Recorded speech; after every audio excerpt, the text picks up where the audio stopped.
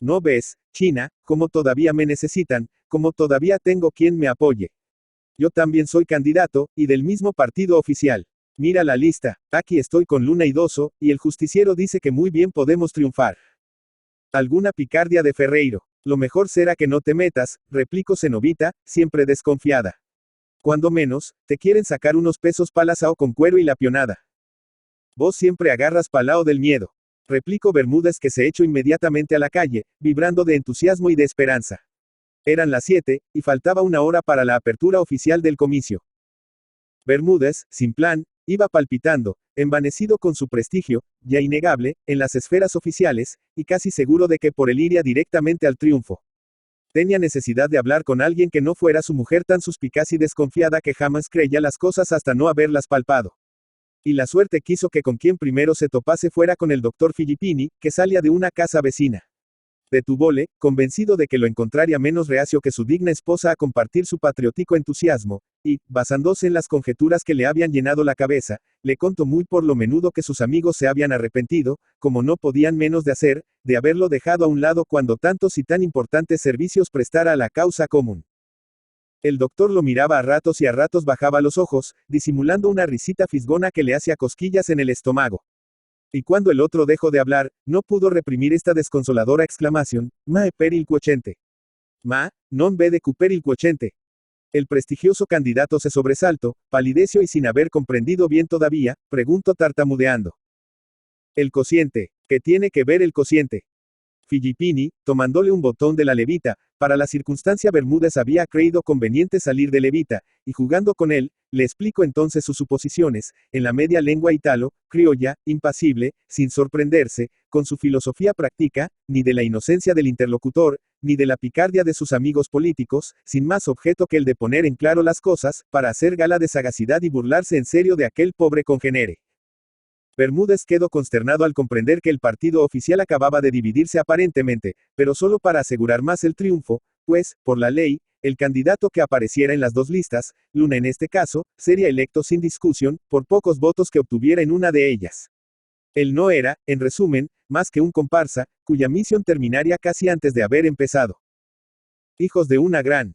¿Qué quiere? Fata la lech, fato límeno. El cociente lo había trastornado siempre, pero aquel día lo derribaba del pináculo de sus más gratas esperanzas. No sería, esa vez tampoco, genuino representante y defensor del pueblo. Miren que no votar derecho viejo como antes. Esos republicanos, inventores de la ley de trampa y de engaño. Si los tuviera a mano que felpiada les daría. Pero qué hacerle, para su venganza, ya que no para otra cosa, la mejor contingencia era que los cívicos sacaran un concejal. En cuanto a él no saldría nunca. Vi un remedio. ¿Qué remedio, doctor? No era difícil. Tratar bajo cuerda de figurar en las dos listas, borrando uno de los candidatos, el doctor Carbonero, por ejemplo, y reunir de ese modo el mayor número posible de votos, además de poner de su lado la importantísima ventaja de figurar en dos listas. Cierto que si ambas tenían dos candidatos comunes, es decir, la mayoría de ellos, por la ley tendrían que considerarse iguales, pero después se vería. Eso tenía que resolverlo el mismo Consejo, juez de las elecciones y en cuyo seno no faltaban amigos de Bermúdez. También podía hacer otra cosa. Amenazar a los correligionarios con llevar sus elementos de hombres y dinero a la Unión Cívica, amenaza que no dejaría de dar resultados. Pero eso debía Bermúdez presentarlo como resolución que tomaría en el último momento y solo si se le obligaba a ello, desconociendo tan injustamente sus servicios. Y usted me ayudará, doctor. Yo, cosa joda fer, yo votero. Eran más de las 7, y Bermúdez, ansioso de poner el plan por obra, estrechó efusivamente la mano de Filippini, y se alejó en dirección al café de Carmine, olvidado de su andar siempre lento y majestuoso. El médico, entretanto, iba sonriendo, con la vista baja, satisfecho de la mala pasada que había jugado a su colega Carbonero, aunque tuviera sus dudas respecto de la acción que desarrollaría el pobre Bermúdez, cuya única habilidad hasta entonces había sido robar a los indios y apuntar de más en las libretas de sus clientes y en la pizarra de la trastienda. Bermúdez entró en el café, pidió una ginebrita con vidrio angostura, y aguardó a que llegara alguno de los prohombres del partido oficial para poner manos a la obra. Momentos después Ferreiro, que acaba de entrar, se sentaba a su lado. ¿Ha visto la nueva lista? Anoche no le pude avisar porque resolvimos hacerla muy a última hora. Sí, le he visto, sí. ¿Qué? ¿Y no está contento? Preguntó Ferreiro, fingiéndose muy sorprendido, y algo lo estaba, en verdad, al comprender las sospechas de aquel infeliz. ¿Quién podía haberlo puesto sobre aviso? ¿Y cómo vi a estar contento, si eso es una trampa? ¿O creen ustedes que yo soy sonso y me chupo el dedo? Pero, como trampa, Bermúdez. No quería ser candidato. Sí, candidato, sí, pero en de veras. No quiero que nadie juegue conmigo. Ya estoy cansado. Y quiere que le diga, pues si no salgo municipal de esta hecha. Me voy con los cívicos. Aunque no sea candidato, quiero ser municipal, oye. Y de no, me hago cívico, le juro. Ferreiro se quedó un momento perplejo, pues no había contado con aquello, que le malbarataba sus planes. Pero, por la inminencia del peligro, no tardó en tomar una resolución, y antes de que Bermúdez hubiera vuelto a decir palabra, afirmó. Pero si precisamente lo hemos puesto en esa lista para que salga municipal, porque está resuelto en el comité que se le den votos también en la otra lista. No sé qué le ha dado ahora para tener semejantes desconfianzas. Vaya, sea franco, ¿quién es el intrigante que le ha venido con cuentos? A mí nadie me ha traído cuentos. Pero yo sé muy bien lo del cociente, y aunque ya me había conformado con no salir municipal esta vez, no quiero tampoco que me tomen pachurrete. Y desde que me han puesto en lista, quiero salir y que se dejen de historias.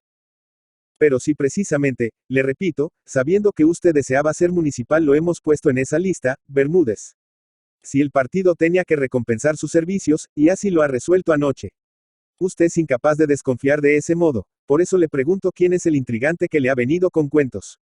Debe ser algún interesado en dividirnos para sacar tajada. No se mete en política. Ah, no ve que era cierto. ¿Quién le ha venido con el chisme? Diga. Vaya, mátelo, que al fin somos correligionarios y tenemos que defendernos unos a otros. Hoy por ti, mañana por mí. El doctor Filippini. Ferreiro dio un puñetazo en la mesa. Ah, gringo Emier. Exclamó. Y tomando otra postura, cruzadas las piernas y asida con ambas manos la que quedó arriba, preguntó a Bermúdez con sonrisa entre burlona y despreciativa. ¿Y qué le ha dicho el doctor Filippini? Él le aconsejó que nos amenazara con irse a la Unión Cívica. Sí, él. Pero me dijo que lo hiciera en último caso, y que si no me escuchaban tratara de hacer votar por mí en la otra lista, borrándolo a Carbonero. Con que sí, pues ya verá el hijo de su madre. Exclamó Ferreiro, que siguió murmurando, mientras sacaba del bolsillo un lápiz y la carilla en blanco de una carta, en la que escribió algunas palabras. Bermúdez, turbado, sin saber ya a qué atenerse, lo interrumpió, pero, al fin y al postre. Pregunto, ¿salgo a no salgo municipal? Eso es lo que quiero saber, pero sin vueltas, derecho viejo, porque si no. Sí, será municipal, Bermúdez, contestó Ferreiro sin levantar la cabeza. Le doy mi palabra de que será municipal. Y firmando la esquela que acababa de escribir, la plego en 4, y llamo al dueño de casa. Carmine, tráeme un sobre, y haceme llevar esta carta al intendente. Era la condenación de Filippini, un pedido, orden al intendente para que le quitara inmediatamente su puesto de segundo médico del hospital. Si sale, amigo, si sale. Exclamó levantándose y palmeando en el hombro a Bermúdez. ¿Para cuándo serían los amigos, entonces? Ye. Río Bermúdez en el colmo de la satisfacción, levantándose también. Y ambos salieron del café, encaminándose al atrio de la iglesia, donde iban a practicarse las elecciones más sonadas del entonces borrascoso Pago Chico. Entretanto, en el comité cívico Jayabanse reunidos Viera, el periodista, que a cada instante se asomaba a la puerta, nervioso, excitado, sin haber dormido, aguardando las huestes de votantes de la campaña que ya debían haber llegado. Lovera, que peroraba y destilaba esencias. Silvestre, que trataba en vano de meter baza apenas se interrumpiese la interminable serie de sus discursos. Pedrin, Pulsi, Pancho Fernández, el hijo del vigilante, Tortorano, 20 o 30 más, y por último el doctor de Francisco Pérez y Cueto, que había exclamado con énfasis al entrar. Ciudadanos, este hermoso día no puede menos de anunciarnos la victoria. Y satisfecho del efecto producido, sintiendo un agradable cosquilleo en la piel, de entusiasmo hacia su propia persona, había callado y permanecido silencioso para no disminuir con vulgaridades el mérito de aquellas palabras proféticas. Aquel día se había propuesto no decir sino frases históricas.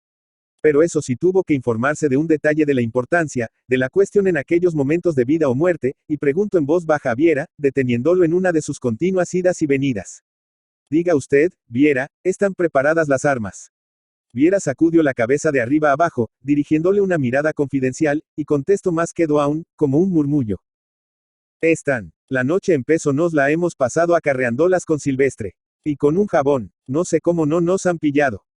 Las tales armas, el supremo recurso de un pueblo justamente indignado, resuelto a reconquistar su autonomía y a repeler todo conato de imposición, eran 6 fusiles Remington, que se hallaban cuidadosamente ocultos en la azotea del comité y que Viera y Silvestre habían llevado efectivamente, y no sin peligro, la noche anterior. Como los extremos se tocan, en el patio estaba la antítesis del arsenal aquel, grandes y negros trozos de asado con cuero, fiambre, sobre bolsal de arpillera, una compañía de damajuanas de vino Carlon y un montículo de panes, el almuerzo, en fin, del invencible pueblo de Pago Chico, pronto a reivindicar sus derechos conculcados, aunque fuese a costa de su generosa y noble sangre. Habíase prohibido terminantemente el uso de bebidas alcohólicas a los paladines del libre sufragio. No necesitaban excitante alguno para el caso probable de tener que sacrificar sus vidas en el altar de la patria, y era menester en cambio, que se mantuviera el mayor orden en el comité, para dar completo ejemplo de civismo y de austeridad de costumbres. Pero a duras penas se lograba que no se marcharan todos de una vez a tomar la mañana en el almacén de la esquina, y hubo que conformarse con una transacción, que fueran de a 2, cuando mucho de a 3, y que volvieran inmediatamente. El entusiasmo iba creciendo con esto.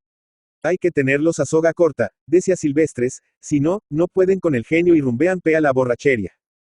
Mientras estaban en el comité, los electores rondaban alrededor del asado, con el solito apetito, aguzado por las repetidas copas de mermu, afilándoseles los dientes y saliéndoseles el cuchillo de la vaina. Y apenas podían entretener el ocio y el hambre con dicharachos y canchadas, haciendo esgrima a mano limpia. Lo que es hoy, decía el negro Urquiza, en cuclillas afilando un palito para los dientes con un formidable facón, lo que es hoy, los carneros van a cargar aceite. Sí, de susto he verte la trompa. Le retrucó un paisanito, que, con las piernas cruzadas y recostando el hombro en la pared, parado junto a él, lo miraba desde arriba. Cállate, guacho, saltó el moreno, gesticulando con su ancha boca y mostrando los dientes en una a modo de sonrisa. Más vale ser negro que orejano. Yo siquiera tengo marca. Y yo soy capaz de ponerte otra en la jeta, negro trompeta, dijo el muchacho echando la mano atrás como para sacar también el cuchillo. El negro estuvo de un salto en pie, pero varios se interpusieron mientras uno de los correligionarios decía pausadamente, no sin sorna. Vaya, guardése en pea luego, muchachos. ¿No ven que las papas queman? Puede ser que luego haiga baile, y entonces podrán bailar a gusto. Sí, bailar con la más fea, exclamó otro. Ya anda teniendo miedo este. Tabaco aventau, no más. Dijo el del baile. Oiganle, prorrumpieron varios. Pisale el poncho, ahí tenés. A que no le mojas la oreja, añó Fortunato. Viera creyó necesario intervenir. A ver, compañeros, un poco menos de bochinche, que esto no es ningún piringundín. Los ánimos se tranquilizaron momentáneamente. Reinaba en todos un desasosiego, una nerviosidad desusada, y en la expectativa de acontecimientos penosos mostrábanse irritables, como si anhelaran precipitarlos o provocar otros prefiriéndolo todo a la zozobra en que necesariamente tenían que estar largas horas todavía. Pero el más desasosegado, el más nervioso, el más irritable era el mismo Viera, que no podía estarse un segundo quieto. Conocía, afortunadamente, su estado y reprimía sus ímpetus, siempre a punto de estallar, contestando con monosílabos hasta el mismo doctor Pérez y Cueto, sintiendo unas ansias que le subían del corazón a la garganta y le cortaban la respiración. ¿Qué era aquello? Porque no llegaban los correligionarios de la campaña. Y no pudo de pronto contener su impaciencia y se quedó en la puerta del comité, golpeando el suelo con el pie, pálido, casi trémulo, mirando con ojos devoradores a uno y otro lado, como si quisiera atraer con la mirada los esperados grupos de jinetes. Pero la calle polvorienta, abrasada por un sol de fuego aunque ya estuviesen en el final del mes de marzo, barrida de vez en cuando por una racha ardiente como salida de un horno, estaba desierta, completa, implacablemente desierta, y sobre ella se cernía el sepulcral silencio de los días de elecciones, en que las mujeres se encierran a rezar apenas salen su padre, su marido o su hijo, en dirección al comité o al atrio, y en que la mayoría de los hombres, por no hacer que recen de miedo sus mujeres, sus hijas o sus madres, se encierran con ellas, no porque teman los tumultos con tiros y tajos, sino simplemente por compasión hacia las desgraciadas, y por no darlas tan pésimo rato. También, si así no fuera, ¿cómo podría haber gobiernos electores, y de qué tendría el pueblo que quejarse y con qué entretenerse leyendo diarios? Pero el rostro de Viera se iluminó de pronto. Por una bocacalle, a la lejos, al extremo del pueblo, aparece envuelto en densa nube de polvo un pelotón de jinetes que avanzaba al trotecito, en formación casi correcta, de a 5 en fondo. Y no pudo contener una jubilosa exclamación, ¡ahí vienen! Todos se precipitaron a la puerta, y el comité quedó un momento silencioso. Pero ay, cuando era más intensa y segura la esperanza, la cabalgata volvió una esquina y desapareció dejando tras sí, como único consuelo, flotante gasa de polvo que una racha desvaneció por fin. Es la pionada del saladero, dijo un paisano. Esos van con los carneros, murmuró desalentado otro del grupo. La zozobra de Viera era ya un nudo que le cerraba la garganta hasta sofocarlo. Entró bruscamente al comité, y para disipar su horrible ansiedad, encaróse con una rueda de electores que, más atrevidos o más hambrientos que los demás, habían aprovechado la general distracción apoderándose de una gran tajada de asado que devoraban, cortando los jugosos bocados a raíz de los labios con los cuchillos como navajas de afeitar. Se necesita ser aprovechadores, exclamó colérico, no les da vergüenza ponerse a comer solos sin que nadie les haya dicho nada, para meter desorden. Es la picana, don Viera, contestó con aire socarrón y falsamente humilde el paisanito a quien el negro Urquiza llamara guacho. Sí, con que te agarras el mejor pedazo, y todavía lo decís. Sos más madrugador que la lechuza, que no duerme de noche. Pero este pequeño desahogo, que no podía ir más lejos, no fue parte a tranquilizarlo. Sufría tanto como el general a quien se le ha confiado una nación entera, y ve perdida, irremisiblemente perdida, la batalla final. Y para distraerse, trato de dominar su angustia y conversar con el doctor Pérez y Cucto, preocupadísimo también, que desde hacía rato murmuraba quién sabe qué filipicas, sazonadas con los términos más groseros de su repertorio peninsular, como si de tanto trueno pudiera salir la tormenta salvadora. Y, en voz baja, comentaron la inexplicable tardanza de Gómez, que debía ir con sus puesteros, Peonada y Esquiladores, la de García, salido la noche antes de los confines del partido con gran copia de paisanos resueltos, el silencio de Méndez, que debía haber llegado aquella madrugada a la cabeza de los 6 o 7 caudillejos que, junto con sus respectivos hombres, determinaron concentrarse antes de salir el sol en la pulperia de Laucha, y la de Soria, que había prometido ir temprano con los indios de la tribu de Cura. Una veintena de electores tan inconscientes cuanto serviciales. La ansiedad había cundido. Formábanse varios corros, para deshacerse y formarse de nuevo algo más lejos, y las caras comenzaban a expresar otra cosa muy distinta del entusiasmo. Ya no se hablaba en voz alta, ni nadie salía al almacén a continuar las matutinas libaciones. Eran los mismos 30 y tantos que se habían reunido allí, muy de mañana, para estar bien al corriente de todo, en primer lugar, y para no tener que cruzar las calles cuando se alborotara el cotarro sobre todo. No se había agregado un solo ciudadano más, ya eran las 8, y las esperanzas con tanto entusiasmo expresadas y exageradas la noche antes allí mismo, iban desvaneciéndose una tras otra, tan vertiginosamente como las nubes con el pampero sucio. Al ver a Viera conversando con el doctor, Silvestre primero, Lovera después, Pancho Villacaba, Pedro Impulsi, Tortorano, Troncoso, y hasta el mismo Urquiza, husmearon conciliabulo y formaron rueda alrededor. ¿Cómo ocultar, entonces, el sobresalto y la angustia, si el mismo sobresalto y la misma angustia se habían apoderado de todo el mundo? Viera lo comprendió e hizo esfuerzos para infundir a los otros una tranquilidad que no tenía, y por sostener en ellos las últimas y malabrigadas ilusiones. No se ha perdido todo. Repetia, han de venir, han de venir. Aguardemos, y entre tanto, vamos a votar los que estamos aquí, para no perder el turno, porque las 8 están al caer. El furioso galope de un caballo lo interrumpió. Habíase oído desde lejos, porque en el comité reinaba un vago silencio de expectativa ansiosa. El redoble de las patas del animal en el piso duro de la calle fue acercándose con creciente violencia, hubo una sofrenada, un resbalón en seco, el choque de unas botas con espuelas en las piedras de la acera, y casi al mismo tiempo apareció Méndez, jadeante, haciendo repicar las rodajas, con paso bamboleante de gaucho compadre, medio civilizado a ratos, pero áspero y rudo, sobre todo en aquellas circunstancias. Venía demudado. Y apenas se halló dentro del comité. Canallas, canallas, exclamó entrecortadamente, me han fusilado la gente. Canallas. Hizóse un silencio seguido de un murmullo agitado y caluroso, y todos los circunstantes rodearon a Méndez, acribillándolo a preguntas. Déjenme hablar, si les voy a contar todo. Pero que canallas asesinos. Esta madrugada salimos perfectamente de lo de Céspedes, pe a caer al pueblo tempranito. Éramos unos 120, todos los que estaban en el campo, y un redepente, al enfrentar la alameda de la estancia de Carballo, veníamos al tranquito, unos que estaban atrincherados entre los árboles nos hicieron una descarga cerrada, y antes de que nos pudiéramos dar cuenta, otra y otra, como juego graníao. Y, es natural, la gente, asustada, se me alzó y disparo, de balde trate de atajarla. Con el julepe ni siquiera atinaron a ver quiénes nos estaban afusilando, y cuántos eran. Claro, casi ninguno traía más que facón. Yo hice juego con el revólver, pero me quedé solo, y en cuanto vieron que se me habían acabado los tiros, se me vinieron encima. Yo le clavé las espuelas al sotreta, dispare campo afuera, ¿qué iba a hacer? Y estuve esperando bajo un pajonal, pe aprovechar venirme en cuanto se descuidasen, pe avisarles a ustedes. ¿Y quiénes son? ¿Quiénes son? Preguntaron varios con la voz ligeramente empañada por la emoción. No sé, la gente no es del pago, traída de otros partidos. La noticia cayó como una ducha helada, pues aunque se temiese ya alguna hazaña oficialista, nunca se creyó que llegara a tanto la desenvoltura de las autoridades, cuyo silencio de los días anteriores se había tomado por una prueba de debilidad y una derrota antes de haber lucha.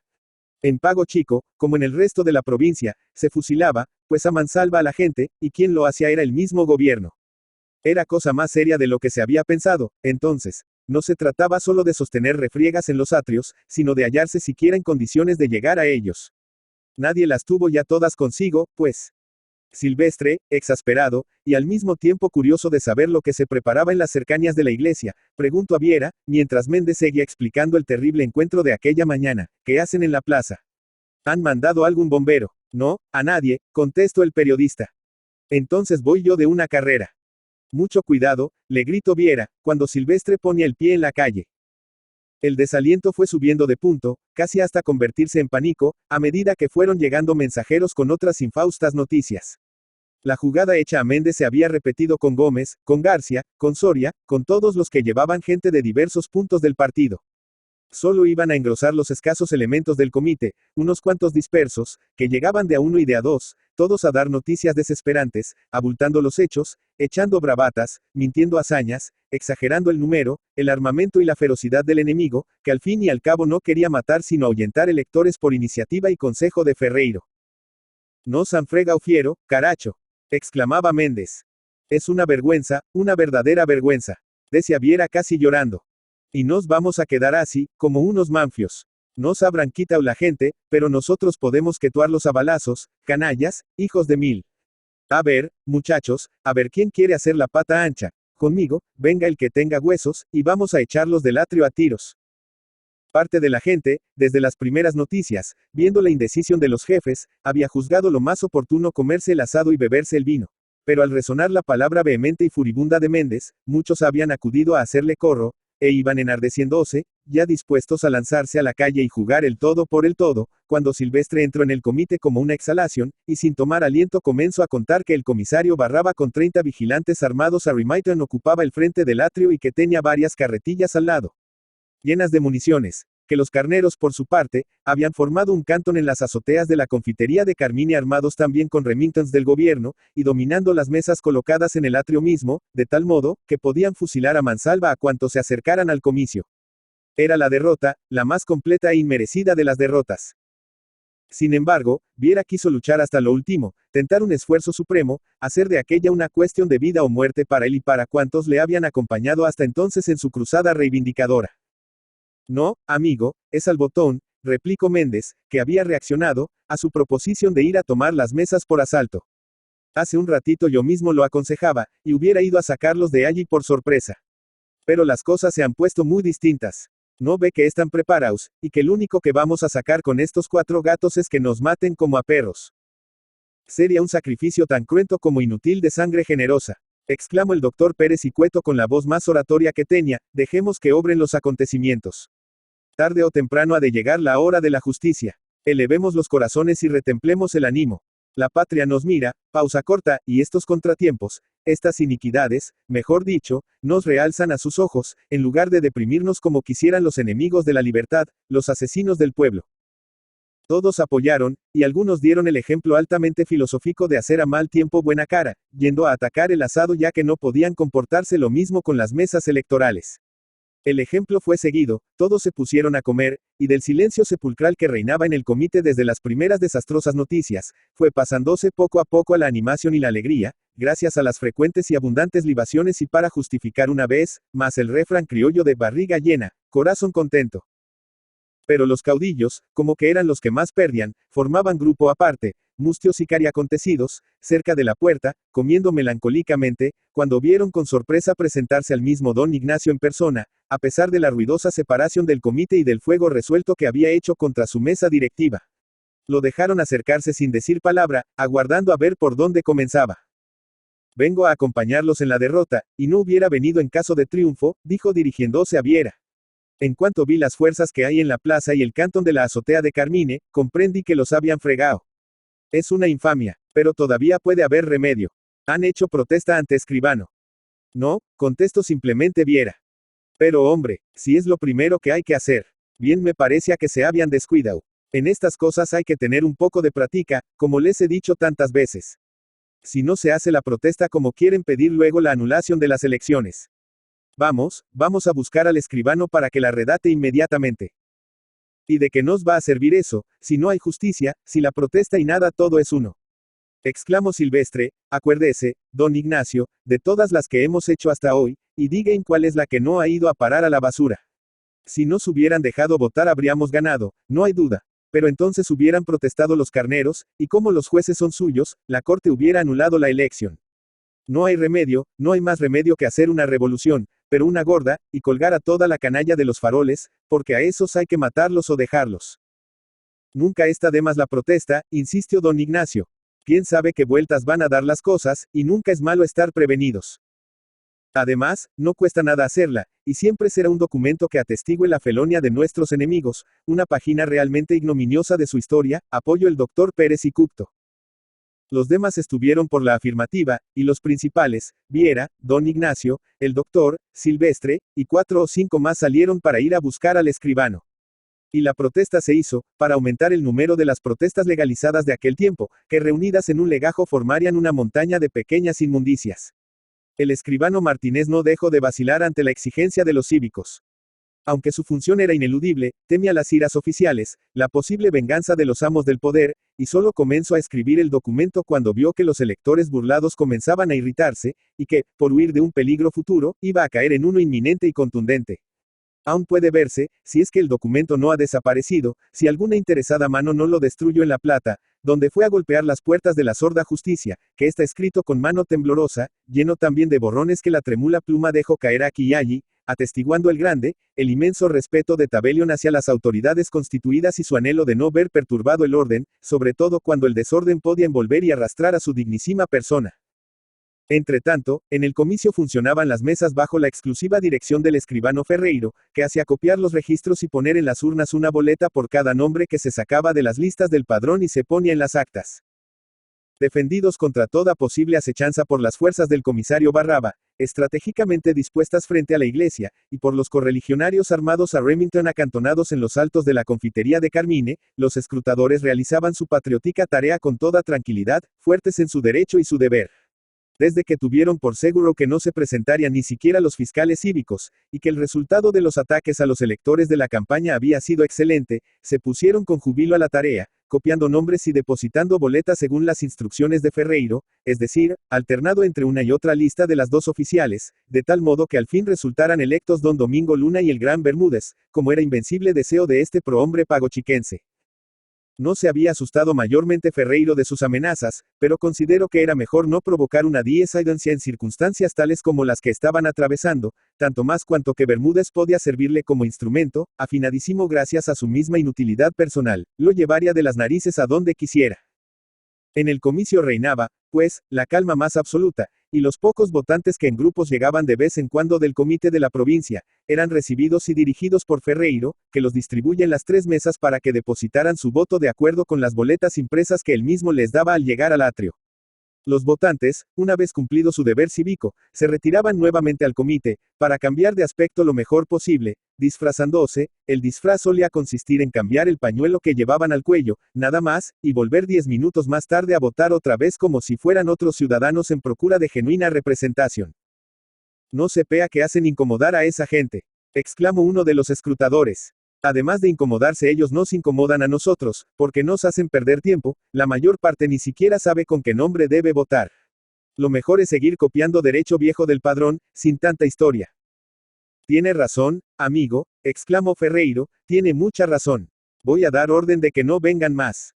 Y desde ese momento cesó la procesión de comparsas hecha a modo de los desfiles de teatro en que los que salen por una puerta entran enseguida por la otra, después de cambiar de sombrero o de quitarse la barba postiza.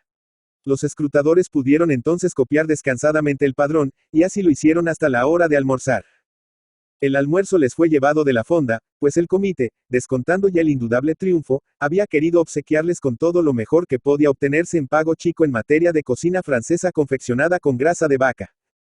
Por la tarde, a la hora en que debía cerrarse el comicio, del comité provincial salieron estrepitosas notas musicales, en la calle frente a la puerta comenzó a funcionar el infaltable mortero municipal dirigido por don Máximo en persona, estallaron las bombas de estruendo en el aire caldeado por un día bochornoso de sol, y los paisanos desarrapados, llevados de todas partes para las elecciones, formaron un grupo, abigarrado y maloliente, que con la banda de Castellone a la cabeza recorrió el pueblo dando vivas al partido provincial y mueras a los cívicos, atestiguando de aquel modo el indiscutible triunfo del oficialismo, las inmensas simpatias de que gozaban las autoridades locales que el pueblo por nada quería cambiar, y la impotencia de los cuatro locos que se arrogaban la representación política de ese mismo pueblo, unánime como tabla, sin embargo, para hacer creer a los inexpertos que de veras había una oposición en pago chico, donde a lo único que las personas sensatas hacían la guerra, era a los perturbadores que bajo la careta del patriotismo querían trastornarlo todo. Por aquello de que a río revuelto ganancia de pescadores. Así por lo menos lo dijo al día siguiente el diario oficial, llenando al pasar de improperios a todos cuantos habían intentado sacudir el yugo. Viera, entretanto, sentado a la puerta de su casa, oía todo aquel innoble regocijo, en el abatimiento provocado por la continuada tensión nerviosa de aquel día, en el que desarrolló más esfuerzo del necesario para realizar alguna obra hercúlea, como la higienización de las caballerizas de Augias, por ejemplo. Confusas imágenes, vagos sueños de evangelización y sacrificio cruzaban por su mente, sentía un nudo en la garganta, una opresión en el pecho, e incapaz de sintetizar después del análisis, de obrar basándose en la triste experiencia, solo acertaba a balbucir. ¿Será posible? ¿Será posible? Y cómo en esta fórmula vaga se materializaba su ideal, su será posible. Era protesta, programa y credo, lo más puro, y por lo mismo lo más inmaterial, imponderable, sublime. Buscó largo rato lo que había de hacer. Todo se le presentaba impreciso. No podía resolverse a nada. No sabía. Entonces, en pleno reino de lo abstracto, solo atino a buscar su abstracción espiritual y sentimental más alta. Se fue a ver a su novia. Roberto Pairo. Roberto Jorge Pairo, Mercedes, provincia de Buenos Aires, 19 de abril de 1867 Lomas de Zamora, 5 de abril de 1928, fue un escritor y periodista argentino. Ha sido considerado como el primer corresponsal de guerra de su país. En sus novelas puede apreciarse un lenguaje propio de la época, costumbrista, irónico. Utiliza personajes típicos y relata situaciones comunes, mostrando a los inmigrantes italianos, o el pícaro criollo,